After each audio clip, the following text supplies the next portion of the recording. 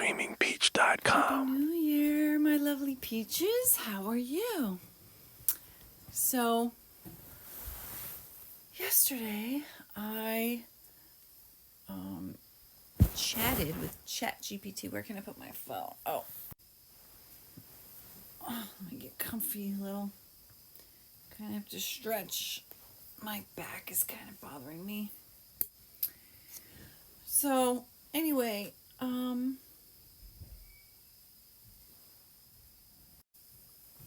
so I just went back and checked my text. So it was May of 2024. So that was June, July, August, September, October, November, December, January. 8 months ago. Wow, it actually feels a lot longer, to be honest. I kind of thought it was already like over a year. 8 months. That seems like not that long ago. But, so I was chatting with ChatGPT and I told the whole story, and then I was chatting with for over an hour, and it was actually really insightful because it really helped me to recognize just the process of talk to texting it out, and then getting some feedback, and then that making me have another thought, and on and on. And I came to some very real and serious realizations because I had kind of had it in my mind, I broke up this friendship because she said a few rude things, and a part of me felt like I cannot believe I blew up a 20-year friendship over such minor things. However, that long chat and getting feedback and continuing on and on really gave me so much clarity. Put my blanket on my lap. I'm working on this blanket. Working on the back of it. It's a blanket that I bought online, but it had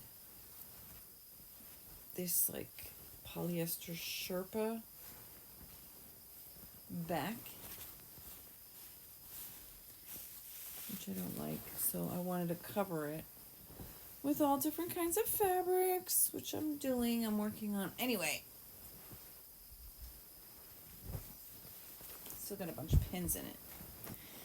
So I came to some very wonderful realizations that I hadn't really realized until now, which is that I guess the main thing is that I've been doing some major healing, and I was able to see her patterns. I was able to observe her patterns and see how she was repeatedly doing the same kind of negative cycle. And she always would come to me for my insight, and then she would be like, "Oh my God, you have the best insight in the whole world. I love your insight. I come to you for your insight." But then when she didn't like it, it wasn't just like, "Oh, I don't agree with that." It was, "Let me insult you in a deeply personal way."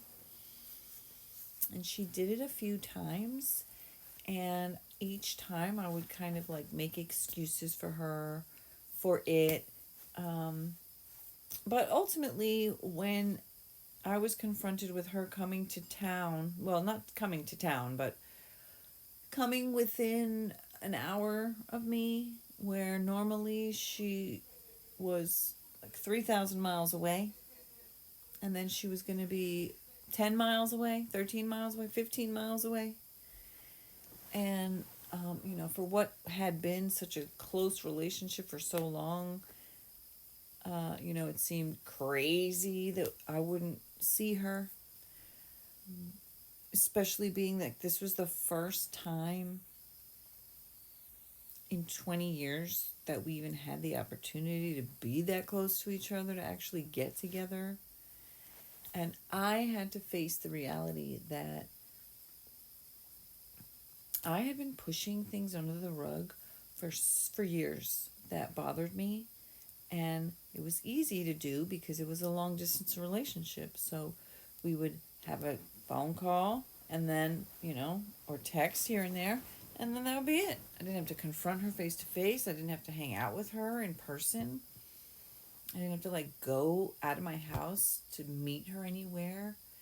And the fact is that there were many, many, many very real and serious issues that made it so I came to the recognition,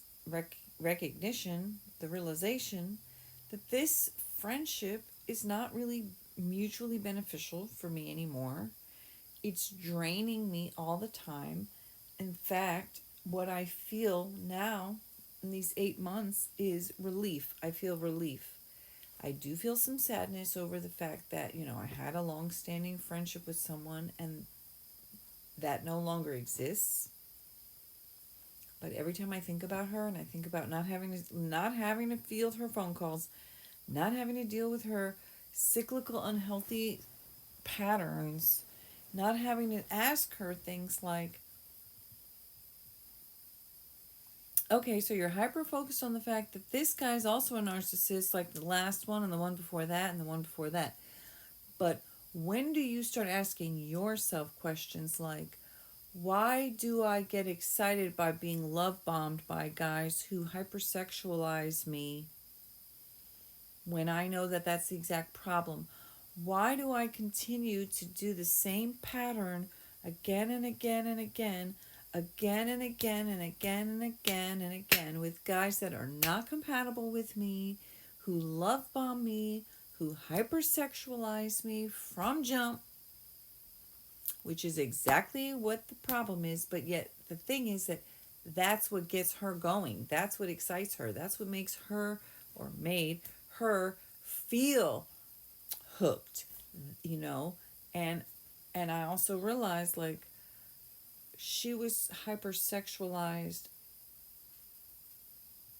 with the guys, and then there were times where when we would have conversations, she would talk about things in a hypersexualized way, and that triggered me because I'm going through my own healing, and having to be there for her emotionally when she went through one hypersexualized relationship after another, after another, after another, after another, and the emotional turmoil and just everything that came with it. It was like, God, I can't, I have my own things to deal with. I have my own things to heal from.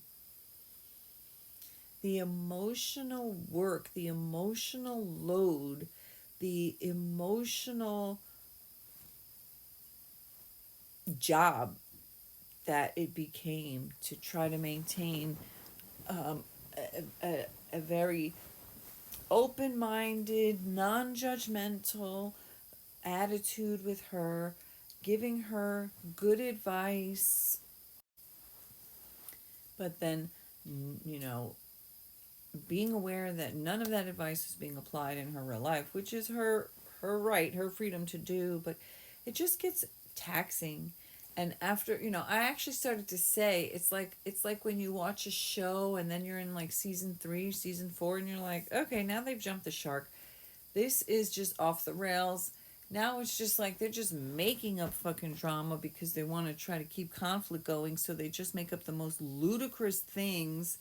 And like that show Switched at Birth, it was like they had the deaf character busting up a construction truck that her mom was doing. The whole thing was just so insane, and it's like that's how I started to feel that this friendship was like.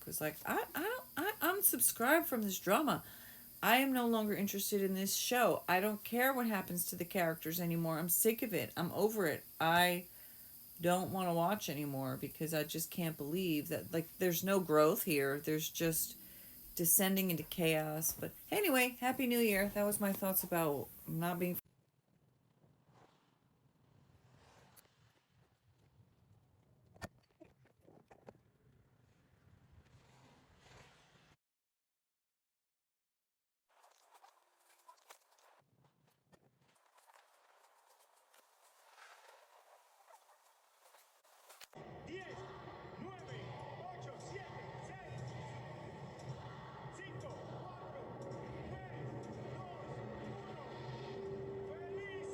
Oh wow, 1 hour to go, guys. Happy New Year.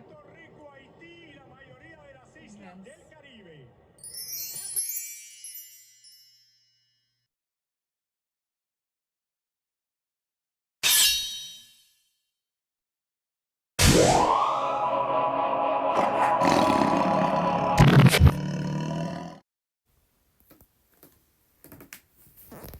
Kind of insane that I still want to say more.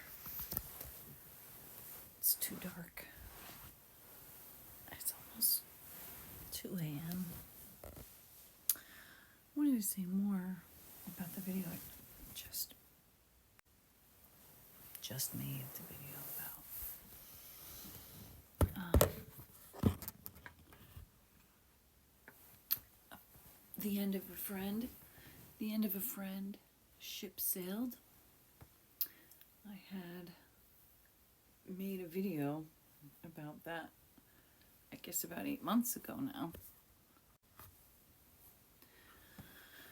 So I just wanted to make these videos for anybody who maybe you ended a friendship as well. It's a new year and time to rethink connections. Sometimes all we have with someone is time, history. I mean, that's the thing, we can outgrow relationships and connections and ways of being, ways of relating. We can heal to a point where a specific friendship, it just no longer serves. And we can also go through various different stages in our lives where we end up seeing things differently, feeling differently about things. I lived very transient for a long time, and I was always attracted to transient or long distance relationships, because in many ways long distance relationships don't require much from you physically. Phone call, chat, text message, but you don't have to get together. Anyway, going through everything yesterday really helped me to come to the realization that the way we look at sexuality, as far as healing, like healing from trauma, we're just in such different stages in our lives, She had left a 20-year marriage that had the last 6 years were sexless. He had an affair for a year and a half. It was very toxic. He was an alcoholic. And I know that he was cheating on her constantly. And I feel like he kind of abandoned her and their son. He ended up moving across country to live with the girlfriend, close to the girlfriend's parents. And, to me, you have a young kid you're raising, but then you choose to go across country to live close to your girlfriend's parents, and your son becomes way down on the list of priorities. He wasn't giving any money financially. One of the reasons he claimed he was moving that far was not to live near the girlfriend's parents, but to get this job where he could start paying child support. So he moves all the way over there and starts spending every money into this big ass four bedroom house that him and his girlfriend live in alone. While my friend and her mom and her son were living in a 1 bedroom apartment that he knew about and wasn't helping at all. So many toxic things, and then she's still clinging to the guy like he's my best friend, and it's like, wow. Maybe I need to look at that and be like, do I really need to question why I don't want to be this person's friend anymore? Like, you could be treated so badly and your son be neglected and discarded. And yeah, he talks to the son every day on the phone. He talks to her every day on the phone. She sends the kid there for a month or a week or whatever for the summer. But just like a long distance friend, I can talk to that long distance friend for an hour a day. But the reality is that it's very low effort. You can't raise a child over the phone. My niece, who is no contact with her father at the moment, I don't know if that'll, I'm sure she'll have contact throughout her life with him, on and off, and this is just an off period. But at one point, this was my sister telling me, my niece was there as well, confirming that at one point my niece was getting mad at her dad and said, our relationship is literally just on the phone. That's it. And, her dad chose to go live out of state, although, maybe like 2 to 3 hours drive away. He's back now. I don't know exactly where he lives, somewhere. Maybe an hour or so. I have no idea. But the point is that kids know if you just call them on the phone. Like, that's what I'm saying. My friendship with her, yeah, I felt like we were so close for so long. But the reality is that we only talked on the phone now and then. And sometimes we talked on the phone every day. Sometimes we talked on the phone, every other month. But the fact of the matter is that we didn't have any, FaceTime. Well, no, we FaceTimed. We didn't have any in real life FaceTime since 2000. And the last time I saw her in person was 2007. So it's just a lot harder to keep that bond really feeling strong.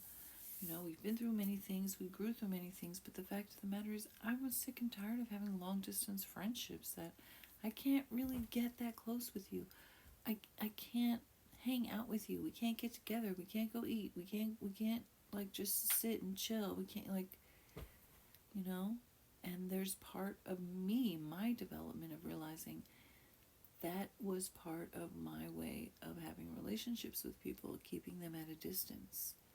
Having long distance friendships allowed me to stay more distant. And like I was saying about my niece getting mad at her father, you're trying to parent me over the phone. You're not here. You're not actually present in my life, though. You're just some guy on the phone. And her father's way, way, way closer physically than my now ex-friend's son's father.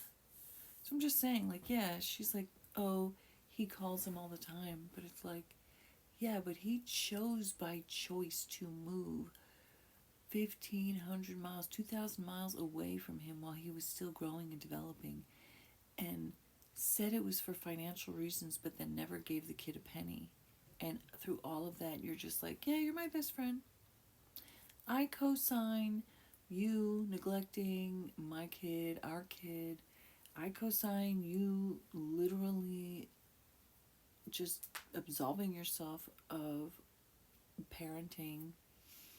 And that was just one thing, but it's huge, And then there's the whole toxic, repetitive cycle of her, with these love bombing, hypersexualized men, and then her feeling like shit about it, or sometimes pretending she doesn't care. So it's on one hand, she's devastated by it, but then on the other hand, she's acting like, actually, I'm cool. It's all good.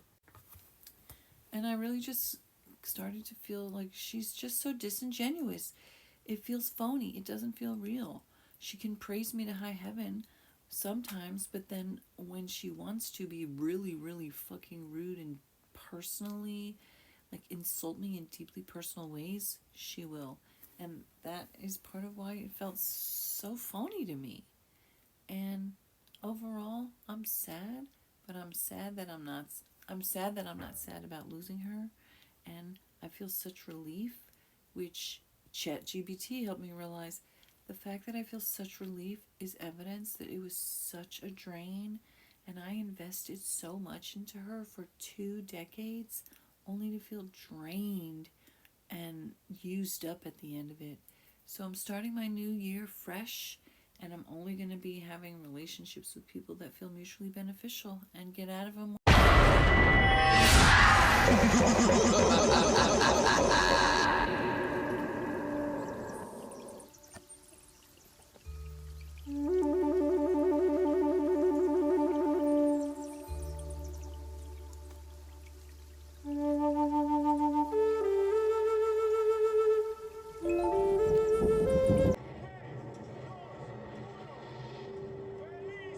Oh wow, 1 hour to go, guys. Happy New Year.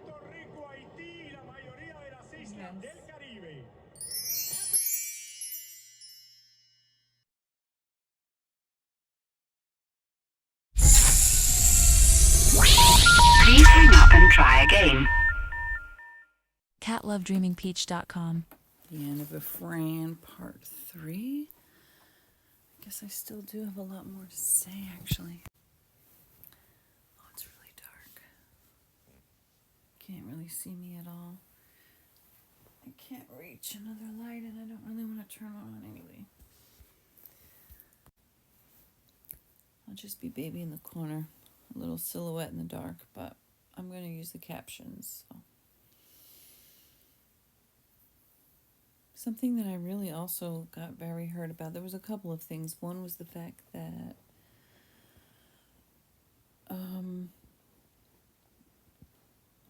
well, I was really hurt that, like, specifically when she insulted me about, well, you've never been in love anyway, which wasn't true. So that was like some kind of weird insult.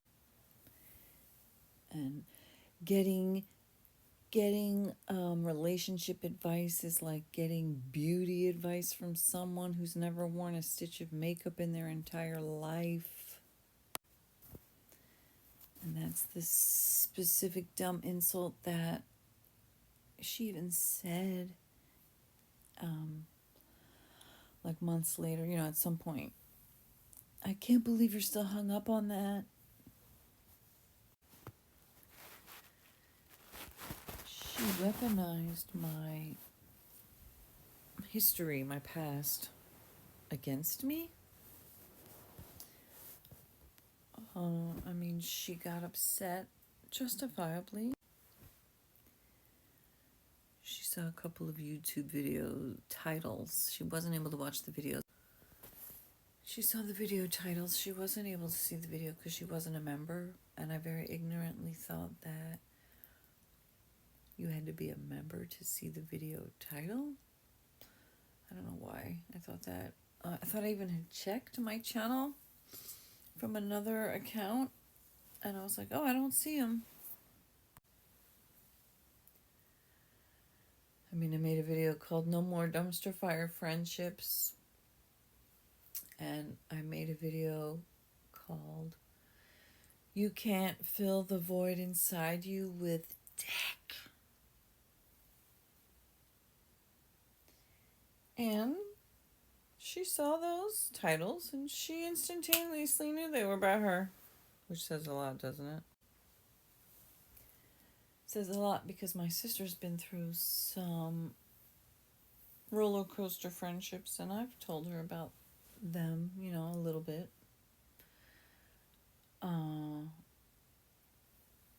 And, she's not my only friend. But she was the only one who was a dumpster fire. Which feels so terrible.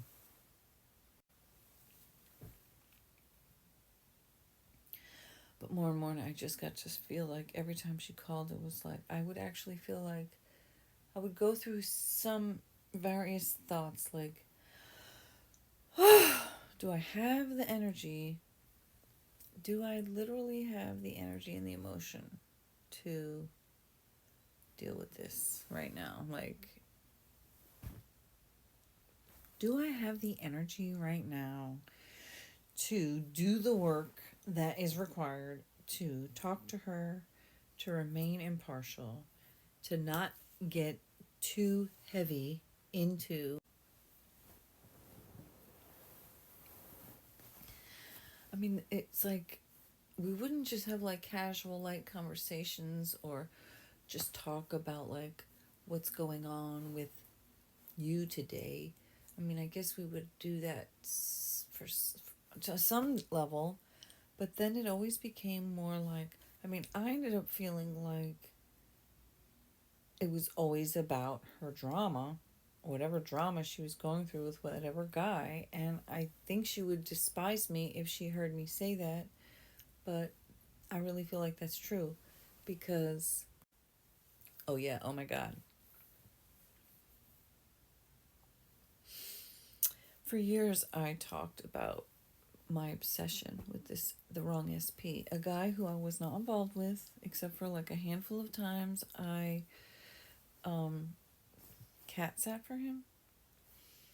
But literally, this guy was a total fantasy. He was a pure delusion. I mean, there's a real man. He lives, well, he used to live 15 minutes away, 12 minutes drive away. As far as I know, he still has that house. And he's got a girlfriend who lives, 2 to 3 hours away. And he goes and sees her every weekend. That the last time I spoke to him was probably 6 months ago. I didn't spoke to him. I sent him a message on Facebook and he like responded with like the least amount of words humanly possible.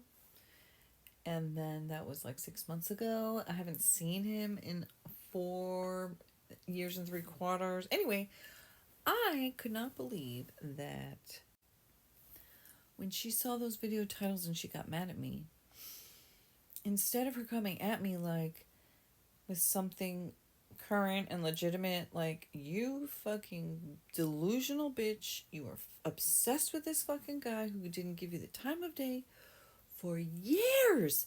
You, in your, celibate bubble, in your fantasy, you haven't even gone out on one date. It's been 10 years. You've been single and you've just obsessed about this one guy. But at the same time, you knew it was a fantasy. You stopped talking about him a couple years ago, actually. And the truth is that you were, you knew you were like using that fantasy to deal with your emotional unavailability while you heal from your traumas. Oh, wait, that's not really a burn. Okay. What did she do?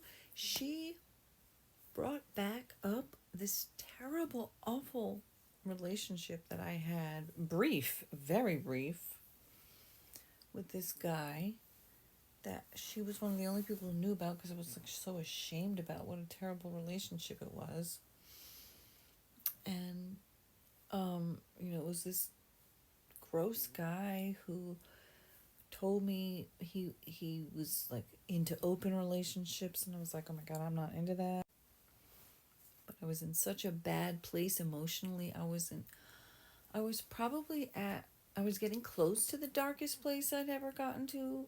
I mean, well, no, I guess I was past the darkest place, but I was still in the dark place. Anyway, that shit was from 2004.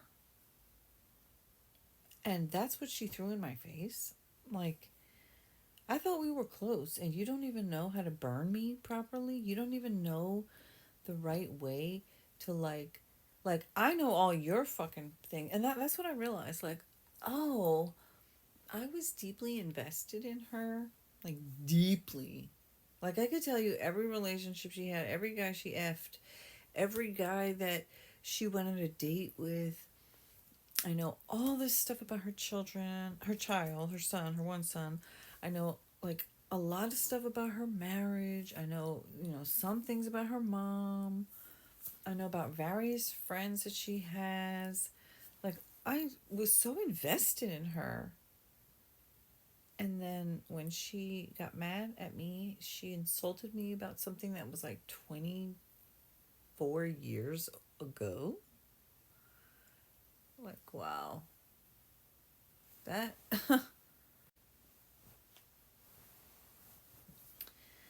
Yeah, I mean, it really, really revealed a lot to me, and I just was tired of doing a job I wasn't getting paid for, and I didn't want to do anymore.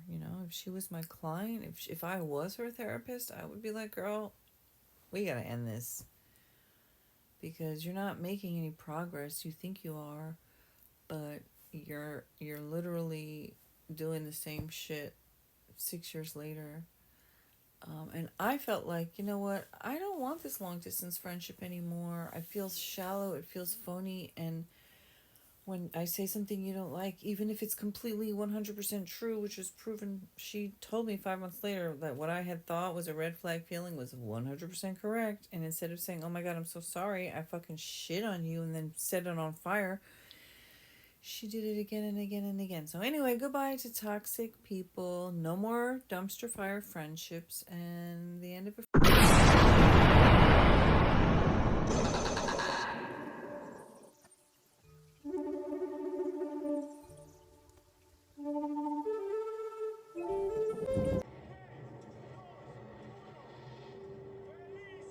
Oh wow, 1 hour to go, guys. Happy New Year.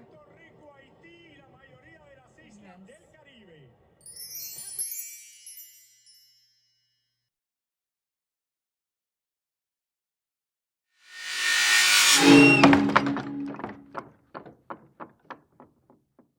CatLoveDreamingPeach.com. Good morning. Ugh. Got all my recycling out.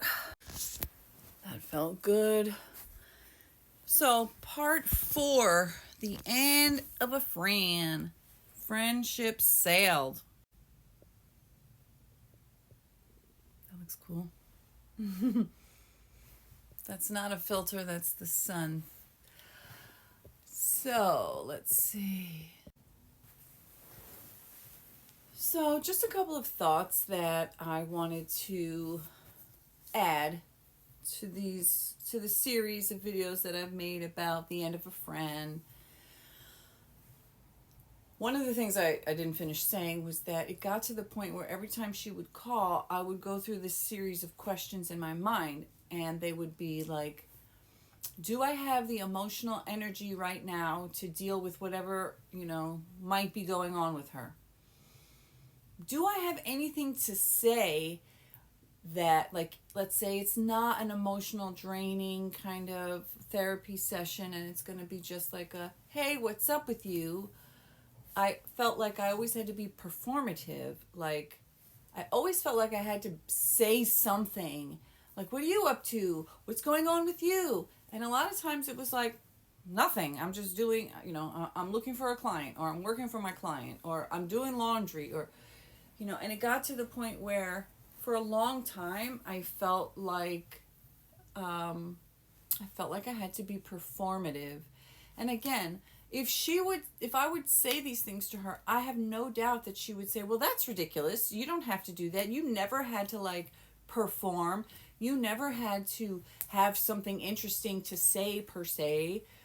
And I get that, like, on some level, that's true. And, maybe a lot of that was on me, where I felt like when we talked, I had to have something that was, like, current or updated to say that, I don't know. I'm just talking out loud right now, but whether or not it was valid or made sense or was true is not what I'm saying. What I'm saying is that when I would see her name on my phone, my brain would go through this whole bunch of questions to myself, like, if I pick up the phone and she has some issue that she's dealing with, do I have the emotional bandwidth right now to deal with it? Do I have the time and the energy to be what I feel is like what a therapist needs to do when you might actually be personally judging them for their behavior, or thinking something like, well, here you go again, making bad decisions that now cause issues, and I have to fucking field those and deal with your emotions that are all because of the bad choices that you made. And then but not come across as judgmental, not be too aggressive, don't be overly invested, be fun and light-hearted while giving very real insight, but not at all judging, not at all getting upset about the outcome, not getting personally, invested, even though this is supposedly my best friend. Like, it just literally got to the point where I was like, I need a fucking master's degree in psychiatry to talk to her in a way where I can give her what she needs without her coming away feeling like I'm judging her for her choices. And honestly, it got to the point where I was judging her. Because, like, when she sent me that voicemail and the text message, the red flag feeling, the one that the guy was like total creepy, like, I want to get to know you, I love you. It's like, bitch, this is the third day. Like, you just met this guy. Second day, he introduced you to his teenage son, which is super red flaggy, super, super weird and inappropriate. And then the fact that he had jumped all these hurdles, and, like, on day 2, she'd already met his son. They'd already hung out twice. And it's like, how do you tell somebody who should know this because she supposedly has been studying about it, that, well, love bombing you and fast-paced racing to these intimate milestones and then pretending or acting as if, well, since we've got to these super intense milestones so fast, let's just keep blasting through, and not seeing that as a love bombing red flag, not seeing that as somebody who might be problematic, not recognizing the patterns that she'd already been through again and again and again and again and again. And I get it, when you're the one living it from your internal point of view, it's a lot harder to be objective than the person who's, essentially your therapist. And, and I felt like, oh, that was another really important thing I wanted to say. I did spend years talking incessantly about my SP obsession with the wrong SP guy. And she was gracious. She listened to me endlessly talk about this fucking obsession. And I appreciated that from her. And then I got to the point where I was like, I need to stop talking about him. It's not healthy. It's not healthy for me. And, and I made it a conscious effort to not talk about something that I should be healing from. Okay. And so once, and then I would talk sometimes about my brother or my sister or my mom or whatever, like little issues that I had, or sometimes big blowouts. And it just got to the point where I felt like I'm not really looking for her advice. I'm not looking for her insight anymore. I'm not, because it was like whatever she was going through, and then she got obsessed with, well, he's a narcissist. And then it was like every nail needed the hammer of narcissism. Every problem was the nail of narcissism, and her hammer, and it was like, you're not really giving me deep insight. You're just like regurgitating whatever it is you think about your life, and then you're trying to like apply it to me. Oh, well, he's a narcissist. Oh, well, it's like, okay. So I got to the point where I stopped wanting her advice. I stopped wanting to share my intimate things. I stopped feeling this sense of light-hearted friendliness where I wanted to share light-hearted things. It just got to be, like, it seriously was a draining job, and I felt like it was one-sided, and when she insulted me, I immediately said, I'm not okay with that. I feel like that's not cool. I feel like, you're saying something that is very, very hurtful. She said, well, you've never been in love, so getting relationship advice from you is like getting beauty advice from somebody who's never worn a stitch of makeup in their entire life. So it was like she was saying I'd never been in love, which was a fucking insult. She was saying that getting love advice from me was pointless. Then she made this weird correlation about not wearing makeup and getting beauty advice, which people who don't wear makeup could still give you beauty advice, by the way. And I don't wear makeup, and she knows that. And like she's called me granola and stuff. So it's like, I feel like it's something that it was such a personalized insult that was like layers of like, so you don't think I've ever been in love? You don't think that I have any, validity in giving you relationship advice, even though I've been doing that for literally the past 10 plus years. I mean, we've been friends since 2004. I wasn't giving her relationship advice when she was married, really, I guess. I mean, I'd listened to her talk about her marriage, but I didn't really start giving like relationship advice until she was single and stuff. But it's just like, wow, and when she said that, it was about that creepy guy who the next day he tried to have sex with her and she had to push him off and block him. But I didn't find that out till 5 months later, even though 2 weeks later after that had happened. So she knew that my red flag feeling was actually correct, 1,000 million billion % correct. Did she apologize? No. She sent another rude email. It was like, not email, a text. You're so aggressive. Like, so you knew that I was correct. And instead of saying sorry, you further insulted me because your ego was bruised. Well, whatever. All of those reasons, go back, watch the other videos if you're interested. I am so glad that I'm not her friend anymore. I do feel sad, again, like I said, for, not having a close friend like that anymore, but it really wasn't that. It was a fucking job I wasn't getting paid for. So with that, I'm going to get to work, and I hope you have a very happy new year and start a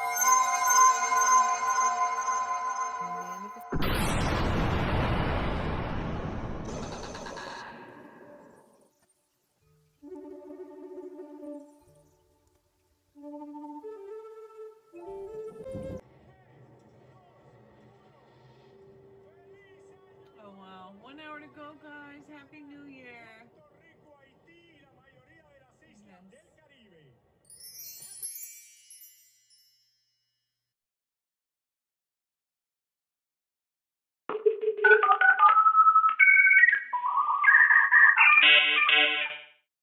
GetLabDreamingPitch.com. The End of a Friend, Part 5. I pretty much said most of what I wanted to say, I guess, but I felt like maybe I had a little bit more to add. So as I was saying, I got to the point where I didn't really want her insight into my personal situations anymore, because I started to feel, well, like there was another thing that happened a lot where, so her mom was originally from New York, and then she moved to California and then got married. And this was like many years ago. And then when her son was born, her mom decided to move to California to be near, not live with, but to be near her and her husband and the baby. So she had this extremely close relationship with her mom, and her mom would come over, would clean up, would do laundry, would take care of the baby. And I never had that. My mom is busy. My mom works full time. My mom she has 10 grandchildren. And, it's one of the issues that I have where my mom doesn't really help me or my kids that much. I mean, she did help me buy a car, and I'm paying her back, and that was awesome.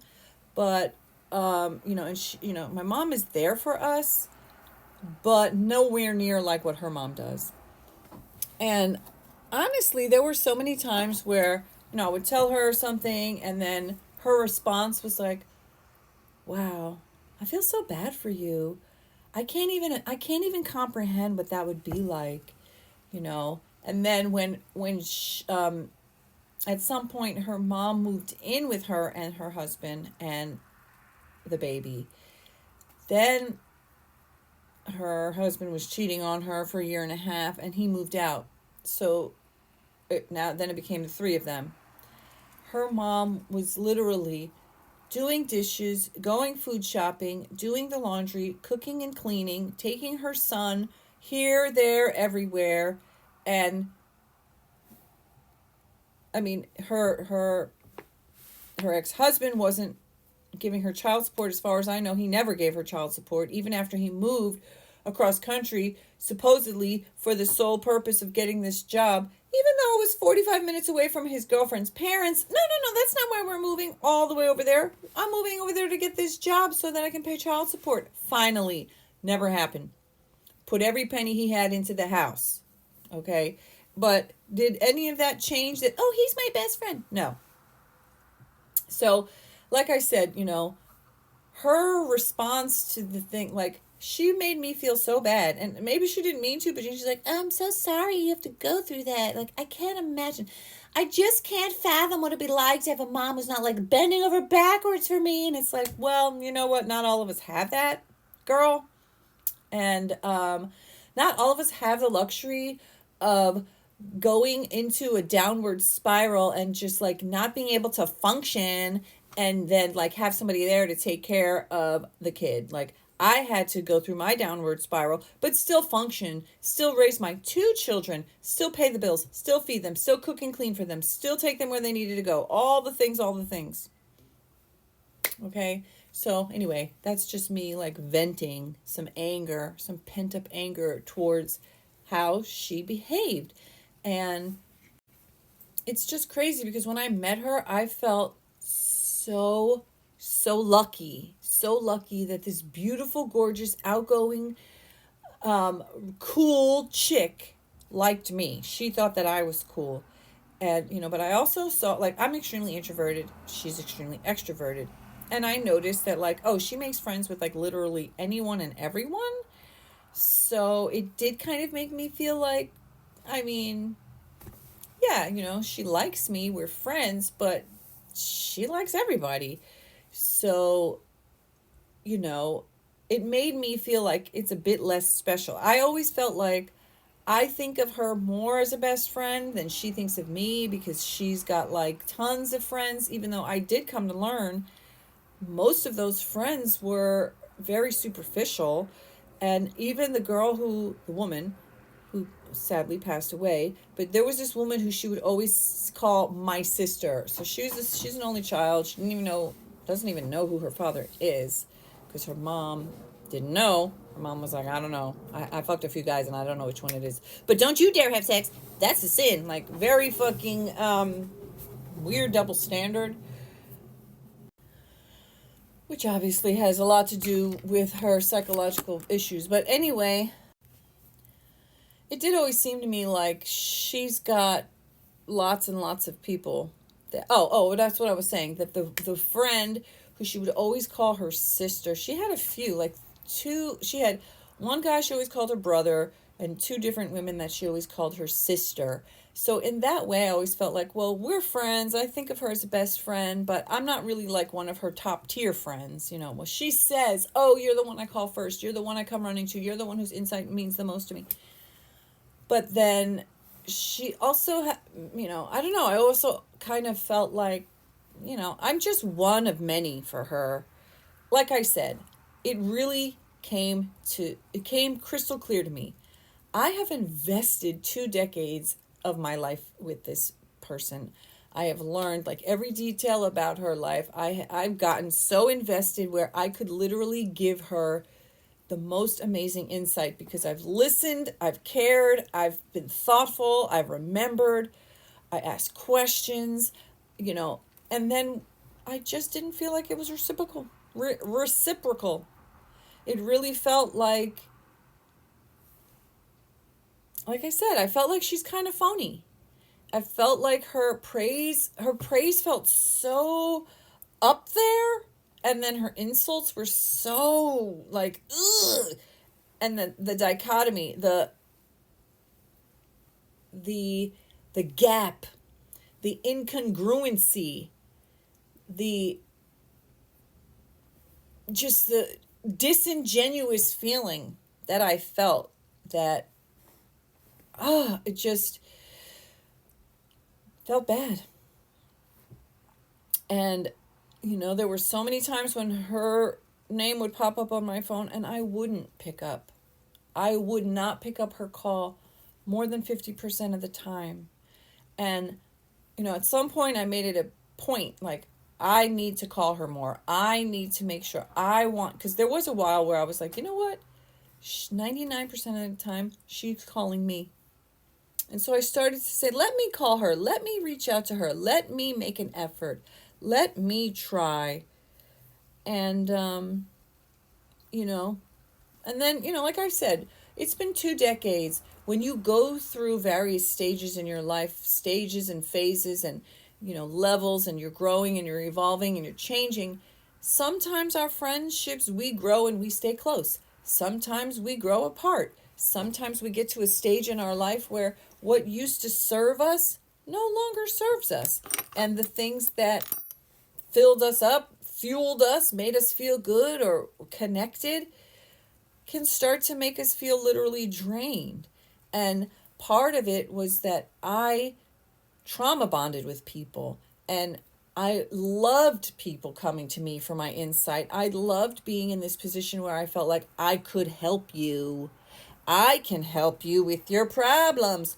But that was part of my old pattern, part of the old way of being. And now I'm like, I want to deal with my problems. You go get therapy, girl. Go get therapy. Go pay for a therapist. I don't want to take on the heavy burden, the hard work of dealing with your psychological problems. I need to do that for myself. And having the willingness and the awareness and the growth and the maturity to say that, and to just acknowledge, I outgrew that friendship. It no longer served me, and I didn't feel like I could give her any benefit. She doesn't deserve somebody who's looking down on her, which I wasn't looking down on her, but I was definitely being judgmental and definitely not understanding. Like, I don't understand how you can be that lacking self-awareness when you're supposedly a self-reflective, introspective person. But I just didn't see that. I frequently felt like her focus was 99% outward. What did he do wrong? What's wrong with him? What's his psychological issue? Why is he like this? And I often would say to her, it's great to be able to point out to yourself what their issues are, but the work, the chunk, the 99% of the energy needs to be you focusing on why you want to be there. What is it? Incredibly toxic, unhealthy situation that's holding you back and keeping you down. What is it about that keeps you coming back? What is it about this pattern, this cycle that you can't break out of, that you can't see? What is it that you're doing? What is it that you believe about yourself? What's the deeper truth of the unseen alignment of what you really believe about yourself that's happening? These are all questions for a therapist. Again, I can take on clients who want my insight. And if you're going to pay me, then I will talk to you for an hour or two if you're going to pay me for my insight. But I'm not doing freebies anymore. And I'm not being friends with people who are looking for free therapy. But it's not her fault. It's my fault. I allowed the friendship to get there. I allowed myself to become that person. And now it's time for me to take ownership of who I am and move on. And that's what I'm doing. So see you later. Bye. Join me on Cat Love Dreaming Peach, Patreon and YouTube. You can be a member on either. And you can also just come to my website, catlovedreamingpeach.com. And I'm going to be setting up memberships there hopefully soon. Bye.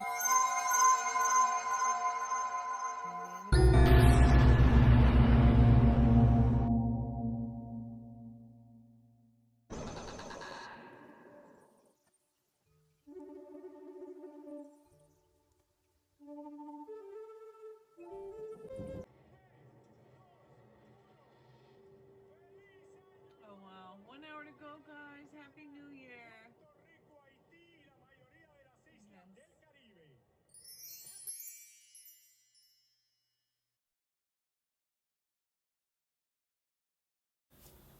Oh, wait, I'm jumping into the end because I was talking about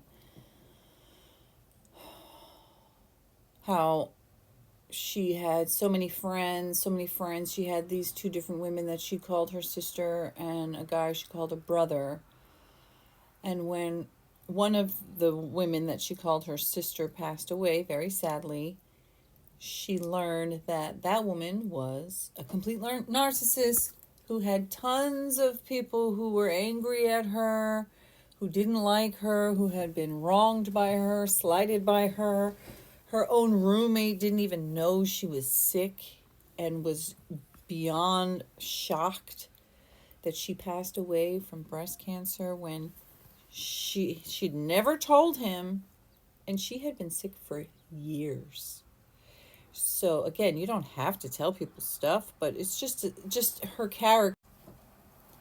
There was a lot to be desired there, and my friend was kind of reeling from the fact that her friend was passing away, and then at the same time she flew there. That's the friend who lived close enough to me where we could have got together.